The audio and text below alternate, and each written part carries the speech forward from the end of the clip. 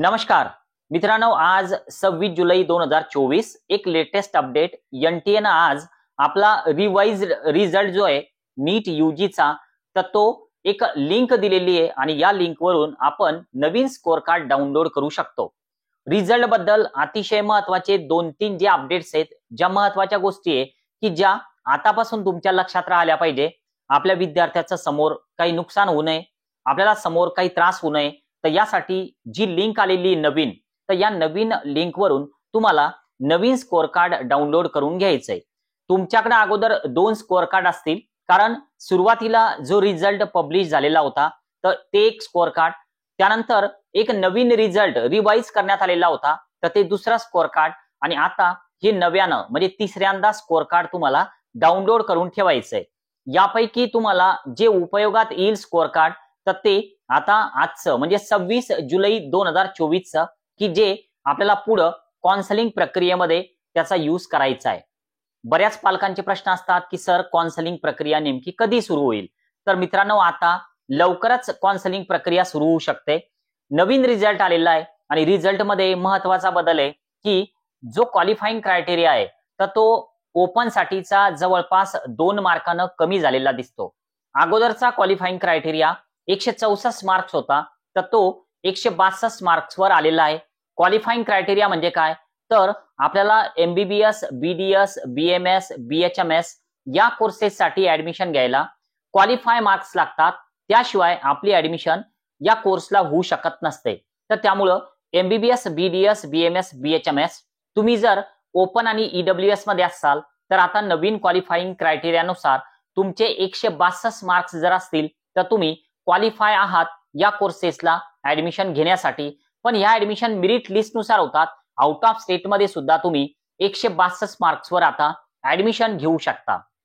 जर तुम्ही कॅटेगरी मध्ये असाल तर तुम्हाला 127 मार्क्स नवीन क्वालिफाईंग क्रायटेरियानुसार पाहिजे।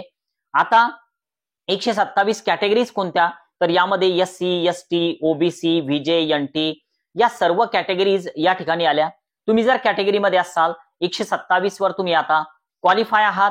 अगोदर कॅटेगरीसाठी जो क्वालिफाईंग क्रायटेरिया होता तर तो 129 होता। एक महत्त्वाचा विषय अजून असा की बऱ्याच विद्यार्थ्यांचे जे बोनस मार्क्स आहेत 5 मार्क्स, तर ते आता कमी करण्यात आलेले आहे। त्यामुळं विद्यार्थी पालक कन्फ्युजन मध्ये, बरेच व्हॉट्सअपला प्रश्न आहेत की सर अगोदर आम्हाला 608 मार्क्स होते, पण आता रिवाइज रिझल्ट मध्ये ते 603 दिसत आहेत। आमचं तर कुठं काही चुकलेलं नव्हतं, पण जे पण बोनस मार्क्स दिल्या गेलेले होते त्या एका क्वेश्चनचे, तर ते कमी करण्यात आलेले आहे। ज्यांना बोनस मार्क्स दिले तर त्यांना 5 मार्क्स वगळून त्यांचा नवीन स्कोर कार्ड या ठिकाणी आलेलं आपल्याला दिसतं।